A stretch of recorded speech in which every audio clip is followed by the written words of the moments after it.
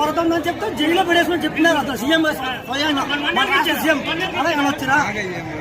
ఇప్పుడు సీఎం గారు నేను బ్రేకింగ్ న్యూస్ లో చూశాను, మన సభలో ఏదో రాయలసీమ లేదు సభలో ఉన్నాడా యూరియా కొరత లేదని చెప్తున్నారు మన సీఎం గారు, రాష్ట్ర సీఎం గారు. యూరియా కొరత లేకపోతే ఇదంతా ఏంటి చెప్పండి. సీఎం గారికి ఇదంతా కనబడట్లేదా? ఇదేం కనబడలేదా సీఎంకి? పవన్ కళ్యాణ్కి ఇది కనబడలేదా? లోకేష్కి ఇది కనబడట్లేదా? చెప్పండి. కొరత లేదు అని చెప్తాడు, స్టేట్మెంట్లు ఇచ్చేస్తాడు. వాళ్ళు నోటికి వెళ్ళకు తల చేస్తాడు. వాళ్ళకి రైతుల బాధ వాళ్ళకి ఏం తెలిస్తే చెప్పండి. వాళ్ళేమో ఏసీ రూమ్లో ఉంటారు, స్టేట్మెంట్లు ఇస్తారు.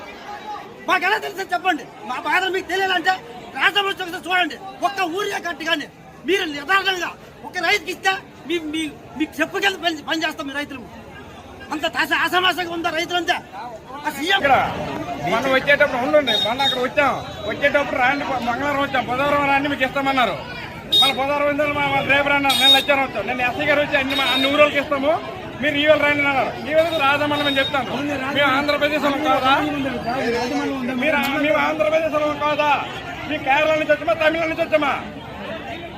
నాకు 4 ఎకరాలు 3 ఎకరాలు ఉంది. ఒక బస్తా ఏమంటే ఇంత మేము 3 ఎకరాలు కొనుక్కోవాలా?